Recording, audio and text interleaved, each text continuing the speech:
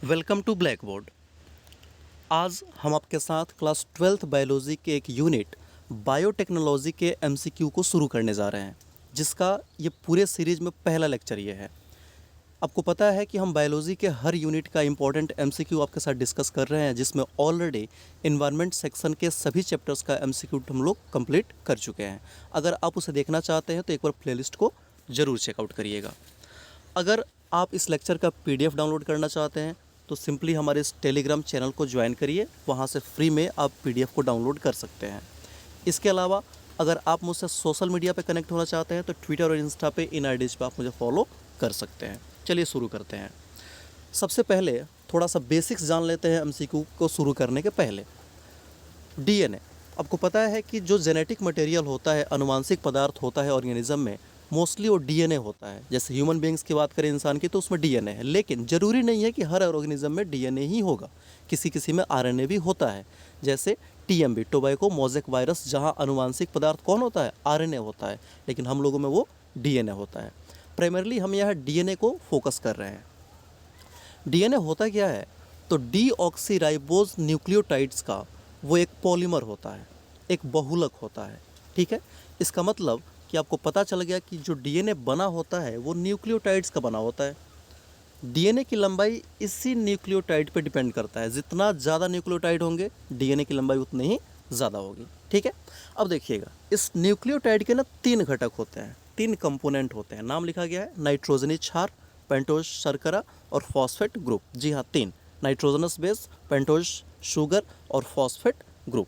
ये जो phosphate group है ना, ये वाला, इसी की उपस्थिति के कारण जो न्यूक्लिक एसिड होता है वो स्ट्रॉन्ग एसिड की तरह काम करता है। ये क्वेश्चन कई बार पूछा जा चुका है। ठीक है, अब देखिए, यहाँ जो नाइट्रोजनी क्षार है वो डीएनए में या आरएनए में कितने हो सकते हैं? तो इसका आंसर है 4। जी हाँ, डीएनए हो चाहे आरएनए हो, कितने नाइट्रोजनस बेस हो सकते हैं? तो 4 हो सकते हैं। डीएनए में कौन कौन होते हैं? एडेनिन, थायमिन, गुआनिन और साइटोसिन। ठीक है, ये डीएनए के हैं।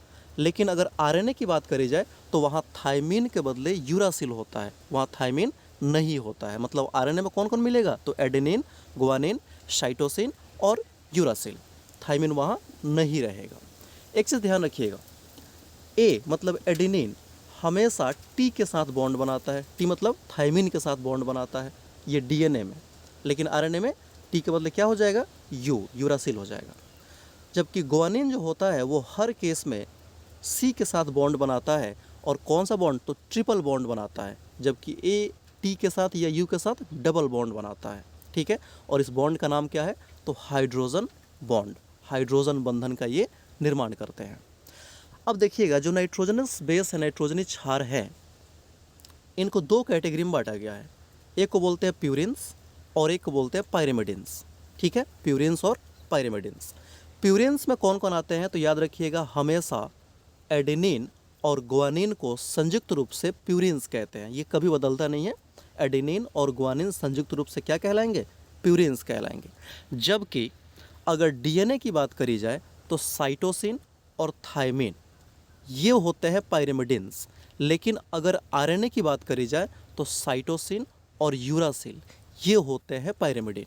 ठीक है, अब यहाँ से आपको एक चीज़ और पता चल गया होगा कि डीएनए में थायमिन होता है, यूरासिल नहीं होता है।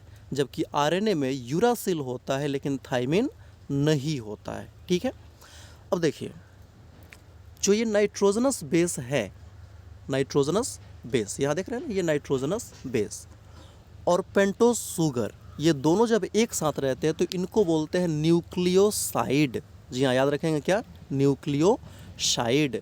लेकिन जब ये तीनों एक साथ होते हैं तब इनको बोलते हैं न्यूक्लियोटाइड। ये छोटे छोटे फैक्ट्स थे जिनको जानना जरूरी था एमसीक्यू को शुरू करने के पहले। अब चलिए क्वेश्चन को शुरू करते हैं। सबसे पहला है, न्यूक्लिक अम्ल एक प्रबल अम्ल है, इसका कारण क्या है? मैंने अभी जस्ट इसको बताया कि इसका कारण क्या है, तो फॉस्फेट ग्रुप है। इसी कारण न्यूक्लिक एसिड एक स्ट्रॉन्ग एसिड की तरह काम करता है। दूसरा है, निम्नलिखित में कौन सा न्यूक्लियोटाइड है?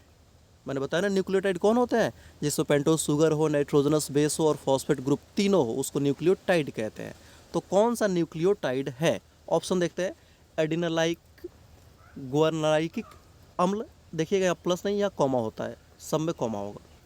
साइटिडिलिक और यूरिडाइलिक अम्ल, यूरिडाइलिक और थाइमिडाइलिक अम्ल, या सभी। तो इसका सही जवाब होगा ऑप्शन डी, सभी। इसमें जो भी आपको एग्जाम्पल दिख रहे हैं ये सभी क्या है, न्यूक्लियोटाइड है। हालांकि इनके बारे में और डिटेल में पढ़ना होगा तो मैं एक अलग से वीडियो लेकर आऊँगा जिसमें इन सभी एसिड के बारे में खाली हम लोग डिस्कस कर लेंगे। तीसरा क्वेश्चन है, एनिडाइलिक अम्ल कौन सा है? एनिडाइलिक अम्ल कौन सा है? तो इसका सही जवाब होगा ऑप्शन ए, एडेनिन, राइबोज और फॉस्फेट। इन तीनों को मिला के जो एसिड बनता है उसको बोलते हैं एनिडाइलिक एसिड, एनिडाइलिक अम्ल। अगला क्वेश्चन है, दो नाइट्रोजन क्षार के हाइड्रोजन बंध के बीच की दूरी होती है। ध्यान रखिएगा, जो हाइड्रोजन बॉन्ड बनता है जैसे कि ए किसके साथ, टी के साथ, जी किसके साथ, सी के साथ, यहाँ डबल बॉन्ड और यहाँ ट्रिपल बॉन्ड। तो इसमें जो हाइड्रोजन बंधन के बीच की दूरी होती है वो हमेशा समान होती है, ये अलग अलग नहीं होते हैं। चलिए पांचवा क्वेश्चन देखते हैं, किसी डीएनए में अब देखना है कौन किससे जुड़ा होता है। तो अभी देखिएगा डीएनए में ए किसके साथ जुड़ता है, टी के साथ, और जी किसके साथ जुड़ता है, सी के साथ। मैंने यहाँ बगल में लिखा हुआ है ए टी के साथ और जी सी के साथ। तो देखिए यहाँ कह रहा है थाइमिन गुआनिन के साथ, मतलब टी जी के साथ। ऐसा होता है क्या? नहीं ना होता है, ये गलत हो गया। एडेनिन थाइमिन के साथ, एडेनिन थाइमिन, जी हाँ, ए और टी आपस में जुड़ते हैं, इसलिए इसका राइट आंसर क्या होगा? ऑप्शन बी, एडेनिन और थाइमिन। अगला क्वेश्चन है, एक न्यूक्लिक अम्ल के आधारभूत इकाई को क्या बोलते हैं? ये अभी डिस्कस करके आ रहा है, इसको बोलते हैं न्यूक्लियोटाइड्स। क्या बोलते हैं? न्यूक्लियोटाइड्स, क्योंकि इसी न्यूक्लियोटाइड से पूरा न्यूक्लिक एसिड बना होता है। छठा क्वेश्चन है, डीएनए में कौन सा नाइट्रोजनस क्षार अनुपस्थित होता है? इसमें ध्यान से, अनुपस्थित मतलब डीएनए में कौन सा नहीं होता है। तो सबसे पहले देखते हैं कौन सा होता है, कौन सा होता है, ऐसे याद होगा ए टी जी सी, ये चारों होते हैं। ए होता है, टी होता है, सी भी होता है और एक जी होता है, लेकिन जी के बदले यहाँ क्या दिया हुआ है? यू दिया हुआ है। इसका मतलब कौन सा अनुपस्थित होगा? तो ऑप्शन डी, यूरासिल डीएनए में नहीं होता है। अगला क्वेश्चन है, निम्नलिखित में कौन सा आरएनए के लिए उपयुक्त नहीं है? अब ये तीनों में से एडेनिन, गुआनिन, थाइमिन और साइटोसिन में से कौन आरएनए में नहीं होता है? तो आपको पता है कि आरएनए में कौन नहीं होता है, तो थाइमिन नहीं होता है, उसके बदले क्या आ जाता है? यूरासिल आ जाता है। मतलब 7 का सही जवाब क्या होगा? ऑप्शन सी। 8 नंबर क्वेश्चन देखते हैं, डीएनए में साइटोसिन हमेशा किससे जुड़ा होता है? डीएनए में साइटोसिन हमेशा किससे जुड़ा होता है? तो आपको यहाँ दिख रहा होगा, मैंने लिखा था कि ए टी के साथ और जी सी के साथ। तो सी क्या है यहाँ? साइटोसिन है ना, किससे जुड़ा हुआ है? गुआनिन से जुड़ा हुआ है। अब सवाल देखते हैं, साइटोसिन किससे जुड़ा हुआ है? तो किससे जुड़ा हुआ है? यहाँ देखिए गुआनिन से जुड़ा हुआ है, इसीलिए इसका सही जवाब क्या होगा? ऑप्शन सी, गुआनिन। साइटोसिन हमेशा किससे जुड़ा रहेगा? गुआनिन से। कौन सा बंधन? तो हाइड्रोजन बंधन। 2 गो बंधन या 3? तो इसका सही जवाब होगा त्रिबंधन होता है ये। 9 नंबर क्वेश्चन है, डीएनए में निहित पाइरिमिडीन होते हैं। डीएनए में निहित पाइरिमिडीन होते हैं। अब देखिएगा पाइरिमिडीन के बारे में मैंने यहाँ पे डिस्कस किया था कि डीएनए में पाइरिमिडीन कौन कौन सा होता है? एक साइटोसिन होता है और एक थाइमिन होता है। यूरासिल तो किस में होता है? आरएनए में होता है। मतलब साइटोसिन और थाइमिन, सी और टी। अब जवाब देखिएगा यहाँ पे, थाइमिन और साइटोसिन, थाइमिन और साइटोसिन, क्या ये सही जवाब है? तो इसका जवाब है जी हाँ, थाइमिन और साइटोसिन दोनों पाइरिमिडीन का हिस्सा होते हैं, इसलिए इसका सही जवाब क्या होगा? ऑप्शन ए, थाइमिन और साइटोसिन। 10 नंबर क्वेश्चन है, आरएनए में निहित प्यूरिन है। आरएनए में कौन कौन प्यूरिन होता है ये बताना है।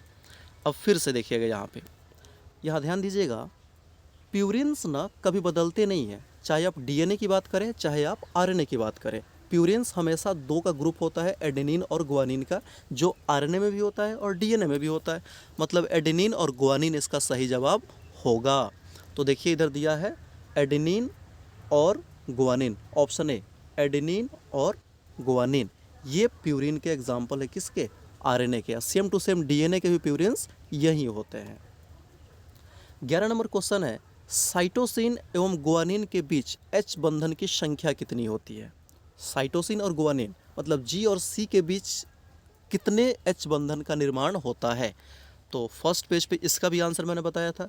G और C के बीच कितने होते हैं? यहाँ देखिए 3 होते हैं ना, तो इसका सही जवाब होगा ऑप्शन कितना, सॉरी यहाँ पे ऑप्शन बी 3। इनके बीच हाइड्रोजन बंधन की संख्या कितनी होगी? 3 होगी। 12 नंबर क्वेश्चन है, निम्नलिखित में कौन सा रेशेदार प्रोटीन का उदाहरण है? फाइब्रस होता है। पहला ऑप्शन है इंसुलिन, दूसरा है हीमोग्लोबिन, तीसरा है फाइब्रिन, चौथा है ग्लूकोजन। सही जवाब होगा option C fibrin. Fibrous fiber की तरह होता है, नाम से ही आपको क्लियर हो जा रहा है, तो इसका सही जवाब होगा ऑप्शन सी फाइब्रिन। ये एक रेशेदार प्रोटीन का उदाहरण है। 13 नंबर क्वेश्चन है, कौन सा न्यूक्लिक अम्ल का बहुलक है? न्यूक्लिक अम्ल का अम्ल किसका बहुलक है? एक्चुअली क्वेश्चन ये पूछा जा रहा है कि न्यूक्लिक अम्ल किसका बहुलक है? प्रोटीन का, न्यूक्लियोसाइड का, न्यूक्लियोटाइड का, इनमें से कोई नहीं। तो सही जवाब क्या होगा? ऑप्शन सी न्यूक्लियोटाइड का बहुलक होता है न्यूक्लिक अम्ल। और न्यूक्लियोटाइड में कौन कौन आते हैं? तो नाइट्रोजनस बेस आते हैं, फॉस्फेट ग्रुप आता है और पेंटोज शुगर आता है। लेकिन खाली फॉस्फेट ग्रुप को हटा दीजिएगा तो बाकी जो 2 बच जाएंगे उनको न्यूक्लियोसाइड कहा जाता है। 14 नंबर क्वेश्चन देखते हैं, न्यूक्लिक अम्ल में कौन सा पदार्थ मौजूद नहीं होता है? तो आपको पता है न्यूक्लिक एसिड ATGC से बना होता है ना, तो साइटोसिन तो होता है, एडेनिन भी होता है, थायमिन भी होता है, लेकिन गुआनिडीन नहीं होता है। गुआनिडीन इसमें नहीं होता है। तो 14 का सही जवाब होगा ऑप्शन डी। 15 नंबर है, कौन सा क्षार RNA में उपस्थित रहता है पर DNA में नहीं? आपको पता है कि ये सारा खेल ना थायमिन और यूरासिल को लेकर हो रहा है, ठीक है। तो थायमिन DNA में होता है, RNA में नहीं, और यूरासिल RNA में होता है पर DNA में नहीं होता है। तो इसमें क्वेश्चन क्या कह रहा है कि जो RNA में है पर DNA में नहीं है, ऐसा कौन है? तो यू है, मतलब यूरासिल। तो सही जवाब होगा option A uracil. 16 number question देखते हैं, DNA की द्वितीय वलयीकरण संरचना का कारण है? जो डबल स्ट्रैंडेड होता है ना, द्विछड़िक होता है, 2 स्ट्रैंड इसमें लगे होते हैं, इसका कारण बताना है क्या होता है? ऑप्शन पहला है इलेक्ट्रोस्टेट आकर्षण, दूसरा है वंडरवाल बल, तीसरा है हाइड्रोजन बंध और चौथा है इनमें से कोई नहीं। तो आपको पता है कि जो नाइट्रोजनस बेस होते हैं वो एक दूसरे के साथ हाइड्रोजन बंध से जुड़े होते हैं। इसका मतलब इसका सही जवाब क्या होगा? ऑप्शन सी हाइड्रोजन बंधन। 17 नंबर क्वेश्चन देखते हैं, रेस्ट्रिक्शन एंजाइम का उपयोग किसको काटने में होता है? रेस्ट्रिक्शन एंजाइम का उपयोग किसको काटने में होता है? अच्छा, रेस्ट्रिक्शन एंजाइम क्या होते हैं?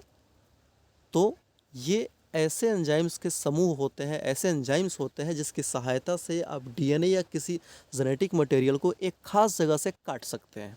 मतलब इसको मोलिक्यूलर सीजर कहते हैं, आणविक कैंची कहते हैं। जो काम कैंची का होता है ना, सेम टू सेम यही काम ये भी करता है, इसलिए इसे मोलिक्यूलर सीजर या आणविक कैंची कहते हैं। ऑप्शन देखते हैं किसको काटता है? एकल छड़िक RNA, द्विछड़िय RNA, एकल छड़िय DNA और द्विछड़िय RNA। अब देखिएगा कि जो ऑप्शन है 4, इसमें आपको बेस्ट ऑप्शन चुनना होता है। मोटा मोटी सही तो और भी हो सकते हैं, लेकिन बेस्ट ऑप्शन का सिलेक्शन आपको करना होता है। और ध्यान रखिएगा, DNA हमेशा डबल हेलिक्स हो ये ज़रूरी नहीं है। डबल हेलिक्स का मतलब आप देखते हैं ना, ऐसे ऐसे करके बना होता है, ऐसे करके बना होता है, तो 2 हेलिक्स दिख रहा है, तो डबल हेलिक्स हो ये ज़रूरी नहीं है, ये सिंगल हेलिक्स भी हो सकता है। तो पूछ रहा है किसको काटने में होता है, तो इसका सबसे सटीक जवाब होगा ऑप्शन बी द्विछड़िक DNA, जिसमें डबल हेलिक्स जो DNA होते हैं उनको काटने में इसका उपयोग किया जाता है। किसका? तो रेस्ट्रिक्शन एंजाइम का। 18 नंबर क्वेश्चन है, जैव प्रौद्योगिकी के उद्देश्यों की पूर्ति में किसका योगदान है? जैसे अच्छा, जैव प्रौद्योगिकी का उपयोग आप करते हैं कि नहीं करते हैं? मोस्टली सभी लोग कर रहे हैं। जैसे अभी कोविड-19 जो बीमारी है काफ़ी तेज़ी से फैली, आज भी वो ख़त्म नहीं हुआ है। तो इसके लिए जो हम वैक्सीन्स यूज़ कर रहे हैं, लाइक आप फाइज़र यूज़ कर रहे होंगे, आप फिर मॉडर्ना यूज़ कर रहे होंगे, स्पुतनिक यूज़ किए होंगे, या made in India vaccine Covax भी यूज़ किए होंगे आप, या आपने फिर सीरम इंस्टीट्यूट का भी वैक्सीन यूज़ किया होगा। तो ये सभी क्या है? तो ये बायोटेक्नोलॉजी के ही तो प्रोडक्ट्स हैं। तो पूछ रहा है कि इसकी पूर्ति में किसका योगदान होता है? ऑप्शन है अनुवांशिक अभियांत्रिकी, दूसरा सूक्ष्म जीव विज्ञान, आणविक जीव विज्ञान, सभी। तो सही जवाब होगा इसका ऑप्शन डी, इनमें से सभी। 19 नंबर क्वेश्चन देखते हैं, इनमें कौन रेस्ट्रिक्शन एंजाइम नहीं है? इनमें कौन रेस्ट्रिक्शन एंजाइम नहीं है? पहला है इको R1, ये है BAMH1, HIND3 और पैक्टिनेज। अब ध्यान दीजिएगा, अगर रेस्ट्रिक्शन एंजाइम के नामकरण के बारे में आपने थोड़ा भी अच्छे से पढ़ा होगा तो आपको पता है कि वहाँ पे एक्चुअली जो पहला लेटर होता है वो एक सिंबल, एक खास कोड रिप्रेजेंट करता है, लास्ट में फिर आपको एक रोमन लेटर भी देखने को मिल जाता है। तो ये तीनों में, ABC तीनों में नाम कुछ कॉमन है। अगर तीनों के बारे में नहीं जानते हैं तो पहचानने का हम तरीका बता रहे हैं। लेकिन पैक्टिनेज में ऐसा कुछ भी खास कोड वर्ड का नाम नहीं दिख रहा है, ना ही कोई रोमन लेटर है, ना ही कोई दूसरा अल्फ़ाबेटिकल ऑर्डर वहाँ यूज़ किया गया है। इसका मतलब ऑड कौन हो गया? पैक्टिनेज। तो इसका सही जवाब होगा ऑप्शन डी, पैक्टिनेज। क्योंकि पैक्टिनेज जो होता है ना, ये ग्रुप ऑफ एंजाइम्स होता है जिसको मेनली हम कहाँ से लेते हैं, तो फंगस से इसको एक्सट्रैक्ट किया जा सकता है और इसका उपयोग टेक्सटाइल इंडस्ट्री में, वाइन में या फिर फ्रूट जूस होता है वहाँ भी किया जा सकता है। अगला क्वेश्चन है 20 नंबर, DNA को देखने के लिए प्रयुक्त होता है। ऑप्शन है ethidium bromide, aniline blue, safranin, fast green. देखिए ये फैक्ट बेस्ड क्वेश्चन है, इसको तो याद करना ही पड़ेगा और कोई उपाय तो है नहीं। तो इसका सबसे पहला और सबसे सटीक जवाब जो होगा वो option A, ethidium bromide. Ethidium bromide का उपयोग हम DNA को देखने में करते हैं, उसको एक्सट्रैक्ट करने में किया जाता है। आई होप आपको ये काफ़ी इंपॉर्टेंट और काफ़ी हेल्पफुल लगा होगा। ध्यान रखिएगा, बोर्ड एग्जामिनेशन में इससे क्वेश्चन आने की हमेशा संभावना बनी रहती है। Thank you for watching, thank you very much.